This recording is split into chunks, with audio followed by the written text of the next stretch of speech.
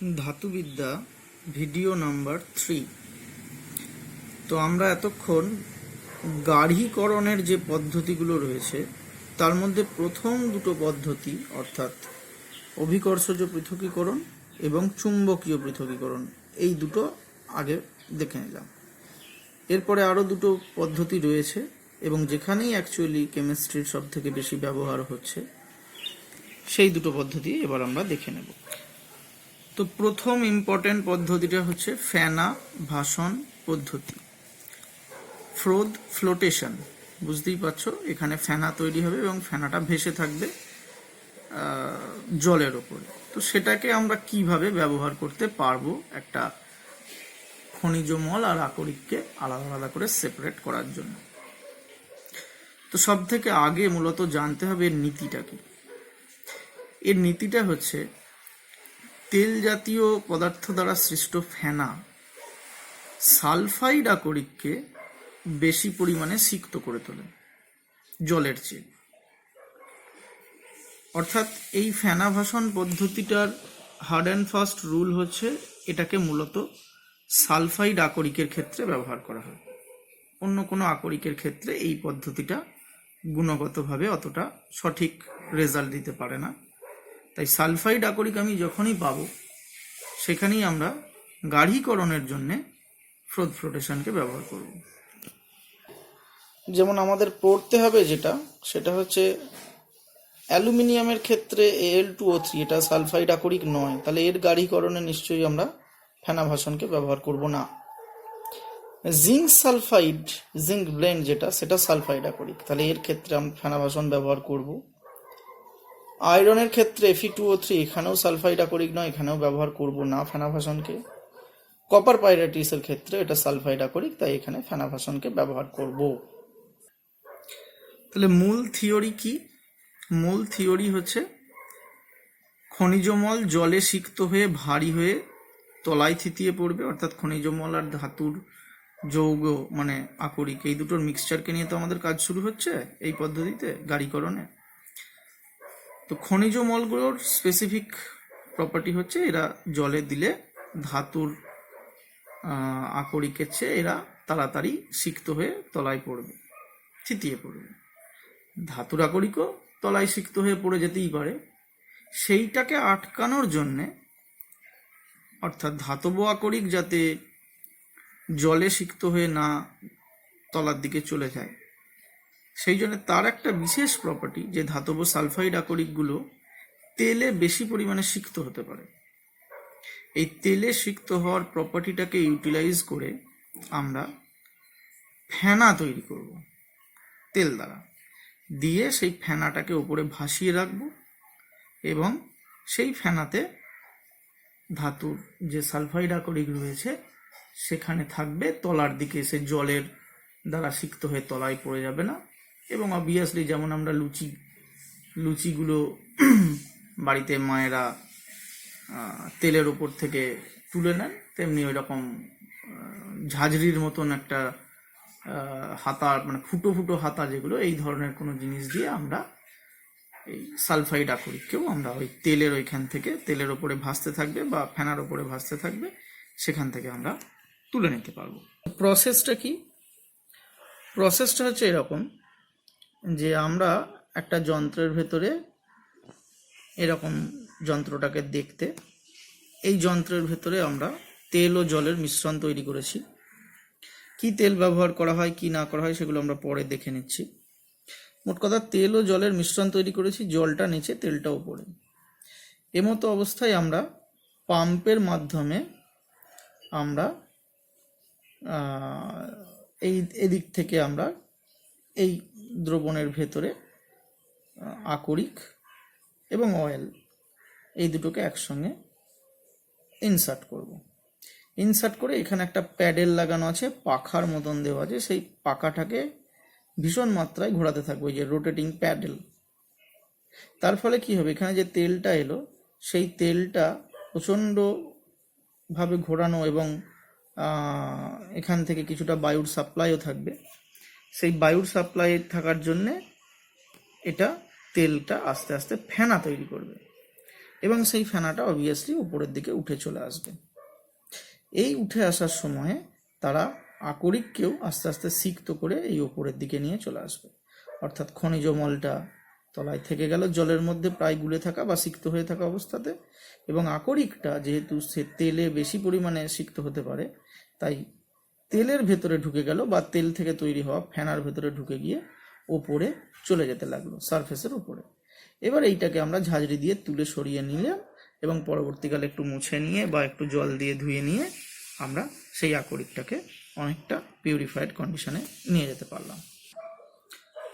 তো এখানে ফেনা তৈরির জন্য নিশ্চয়ই তেল ব্যবহার করতে হবে, বুঝতেই পারছো কি তেল? পাইন তেল, ফ্যাটি অ্যাসিড, সোডিয়াম বা পটাশিয়াম ইথাইল জ্যান্থেট, এই যে কম্বিনেশনটা, এই কম্বিনেশনটাকে বলে কালেক্টর। অর্থাৎ এরা ফেনা তৈরি করে দিয়ে ধাতব সালফাইড আকরিককে কালেক্ট করে দিয়ে ওপরে নিয়ে চলে আসে।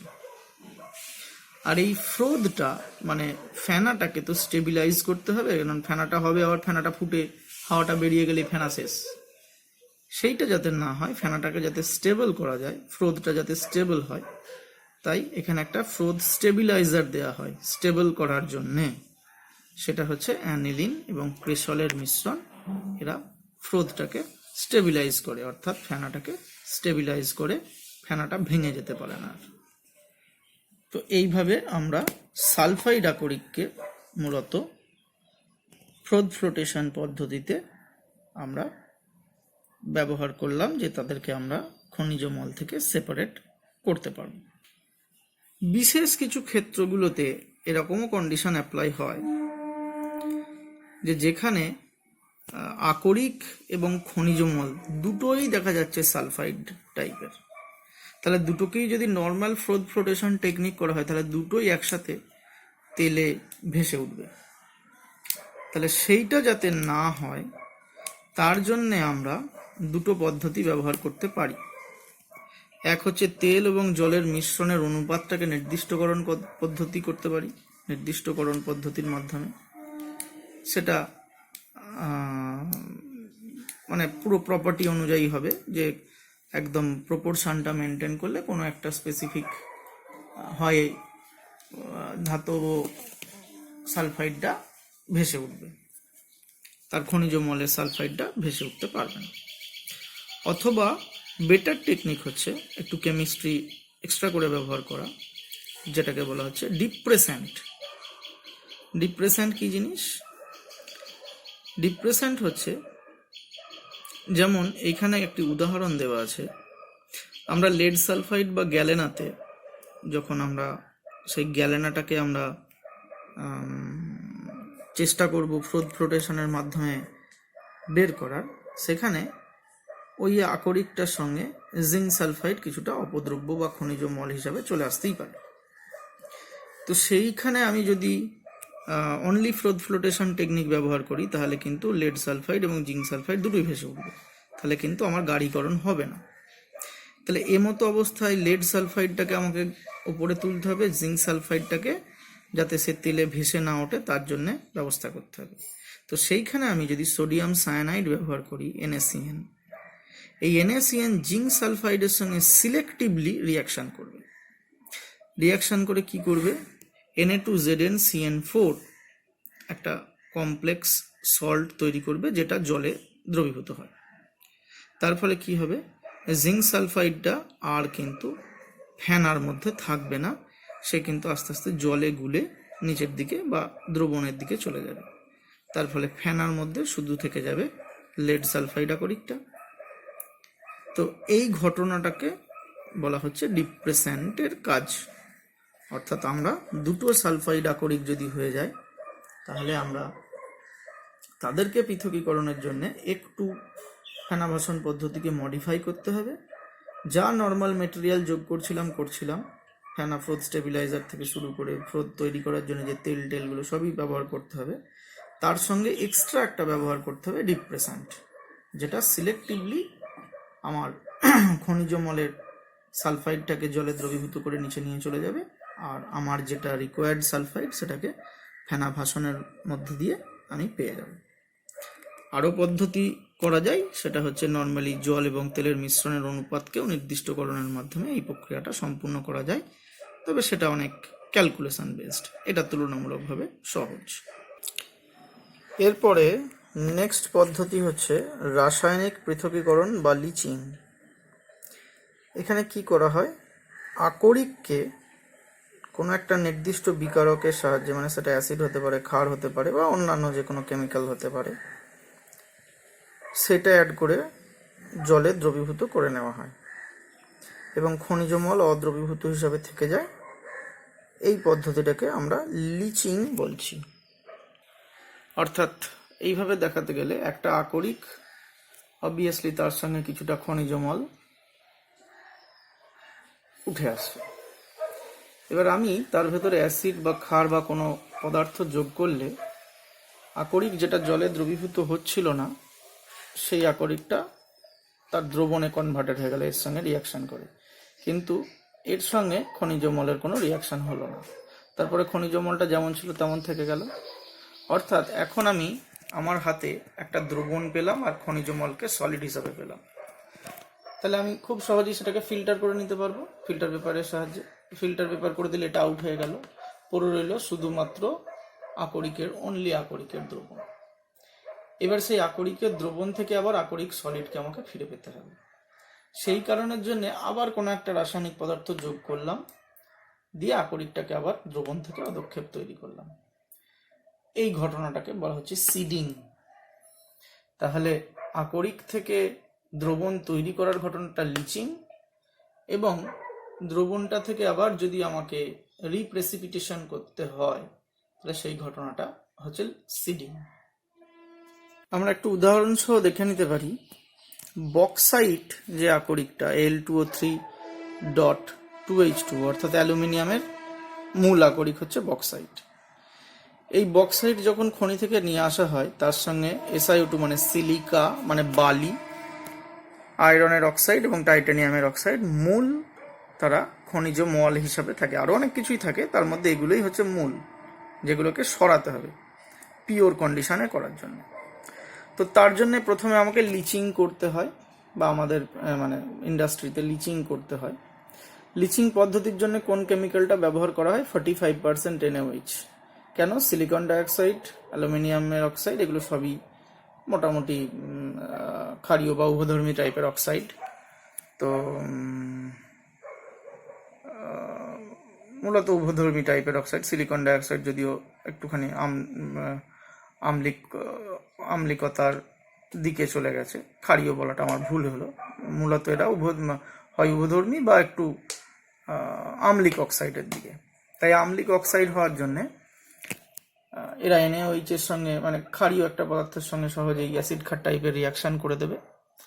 তার কন্ডিশনটা এটাই, 45% NaOH, 36 বার হচ্ছে প্রেশার, 250 ডিগ্রি সেন্টিগ্রেড উষ্ণতা। এরা বক্সাইড এবং সিলিকা দুটোই গুলে যাবে।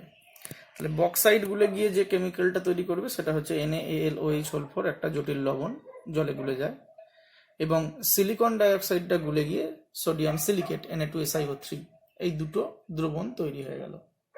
তাহলে অটোমেটিক্যালি দুজনকার দ্রবণ তৈরি হয়ে গেল। তাহলে বাকি দুজন দ্রবণ তৈরি করতে পারলো না, কারণ ফেরিক অক্সাইড, টাইটানিয়াম ডাইঅক্সাইড এগুলো ধাতব ক্ষারীয় অক্সাইড, এরা NaOH এর সঙ্গে বিক্রিয়া আলাদা করে বিশেষ কিছু করছে না।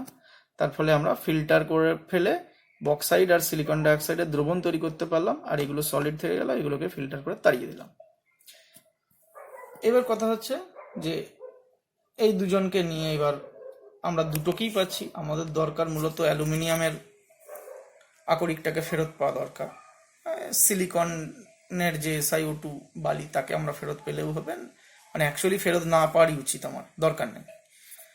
তো সে মতো অবস্থায় আমরা কি করব, এটাকে নিয়ে যদি আমরা এই দুটোর মিক্সচার দ্রবণটাকে নিয়ে কার্বন ডাইঅক্সাইড চালনা করলে সেখানে আবার Al2O3.XH2O শোধক অ্যালুমিনিয়াম অক্সাইড সে অদক্ষিপ্ত হয়, যেটাকে পরে হিট করে নিয়ে আমি Al2O3 বের করে নিতে পারি, অর্থাৎ অ্যালুমিনা বের করে নিতে পারি। তাহলে বক্সাইট থেকে আমি শেষ অবধি Al2O3, যেখানে .2H2ওটাও চলে গেছে, অ্যালুমিনা ফরমেশন হয়ে গেছে, এবং এটা খনিজ মানে মল যেগুলো ছিল সেগুলো থেকে অনেকটাই বিশুদ্ধিকরণ বা গাঢ়ীকরণ হয়ে গেছে। এই পদ্ধতিটাই হচ্ছে বায়ার এর পদ্ধতি, যেখান থেকে আমরা লিচিং এবং সিডিং প্রক্রিয়ার মাধ্যমে আমরা কি করছি, যে বক্সাইড থেকে Al2O3 অ্যালুমিনা প্রস্তুত করছি।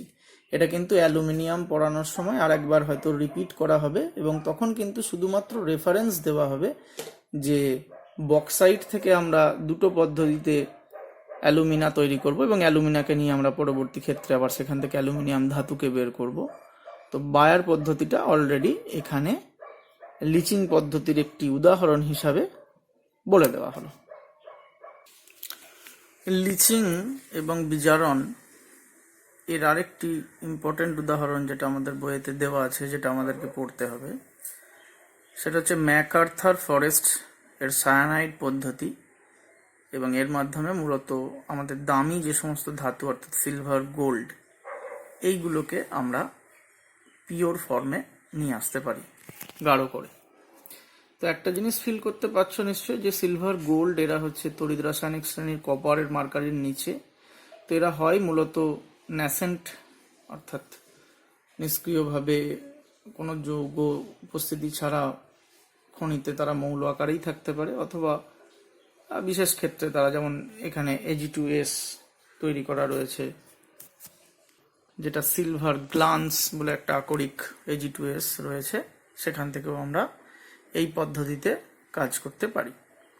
তো কাজটা কি, আমরা সিলভারই বলো, মানে অশুদ্ধ সিলভার বা সিলভার গ্লান্স, এই দুটোরই মিক্সচার যদি হয়ে থাকে, বা যে কোনো একটা থাকলেও হবে। আমি আকরিকের ভেতরে তো খনিজ মল আছে আর এরা আছে, তো এই খনিজ মল এবং এই দুটোর মিশ্রণকে আমি সোডিয়াম সায়ানাইড বা পটাশিয়াম সায়ানাইড 0.5% তার সঙ্গে জল এবং অক্সিজেনের উপস্থিতিতে আমি বিক্রিয়া ঘটালে এই সিলভার যদি ধাতু আকারে থাকে সেটা জারিত হয়ে এই NaAgCN2 একটা জটিল যৌগ সৃষ্টি করবে, এবং যেটা জলে দ্রাব্য। তো যদি সিলভার ধাতু আকারে থাকে তাহলে তারা অক্সিজেন এবং মূলত অক্সিজেন দ্বারা জারিত হয়ে যাবে, দিয়ে যৌগটা তৈরি করবে। যদি সিলভার গ্লান্সই থাকে, যেখানে সিলভার অলরেডি ক্যাটায়ন আকারে রয়েছে, সেটা শুধুমাত্র NaCN এর সঙ্গে জাস্ট একটা ডিসপ্লেসমেন্ট টাইপ রিয়াকশন করবে, সেটাও লিচিং পদ্ধতিতেই দিয়ে একই যৌগিক পদার্থ তৈরি করবে। তাহলে মূলত আমি যে রিয়েজেন্টটা ব্যবহার করলাম, sodium cyanide, potassium cyanide, oxygen, water, এইটা লিচিং করলো, দিয়ে একটা জটিল যৌগ তৈরি করলো। তোমরা কিন্তু এই বিক্রিয়াটা এইভাবে করবে না, তোমরা কিন্তু ব্যালেন্সড ইকুয়েশনই মুখস্থ করতে তোমরা বাধ্য, কারণ লেখার সময় তোমাদেরকে ব্যালেন্সড ইকুয়েশনই লিখতে হবে। তো লিচিং তো হয়ে গেল, এরপরে আমাকে আবার ফেরত পেতে হবে, হয় সেই ধাতুটাকে ফেরত পেতে হবে, না হয় ধাতব আকরিকটাকে ফেরত পেতে হবে, তা না হলে পরবর্তী স্টেপে আমরা এগোতে পারবো না।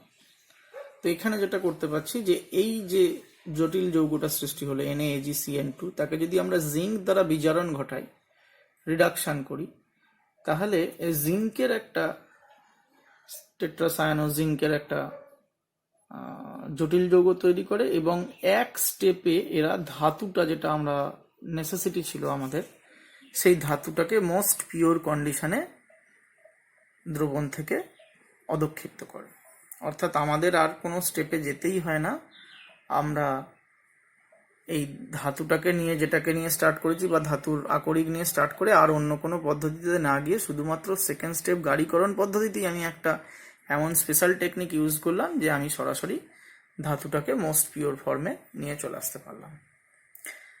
একই জিনিস গোল্ডের ক্ষেত্রেও। গোল্ডের ক্ষেত্রে আমরা যদি পিওর গোল্ড থাকে, পিওর গোল্ডকে প্রথমে পটাশিয়াম সায়ানাইড বা সোডিয়াম সায়ানাইড, অক্সিজেন, ওয়াটারে সে প্রথমে লিচিং হবে এবং জারিত হবে।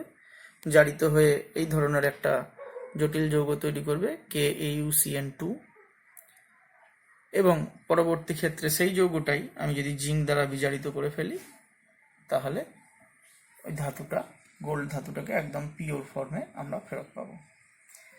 তাহলে এই পদ্ধতিটা হচ্ছে লিচিং এবং বিজারণের মাধ্যমে কাজকর্ম করা হচ্ছে, এবং এই পদ্ধতিটার নাম একদম নেমলি তোমাদেরকে আইডেন্টিফাই করতে হবে।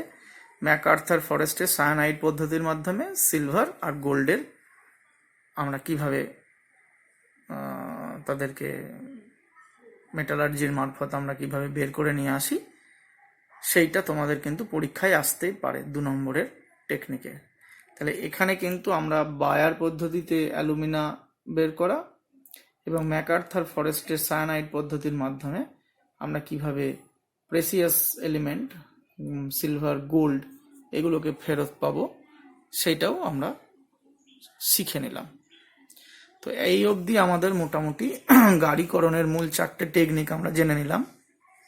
আরেকবার বলে দিই, গাড়িকরণের প্রথম টেকনিক ছিল ধৌতকরণের মাধ্যমে জল দিয়ে ধুয়ে, সেটা আমাদের দরকার নেই।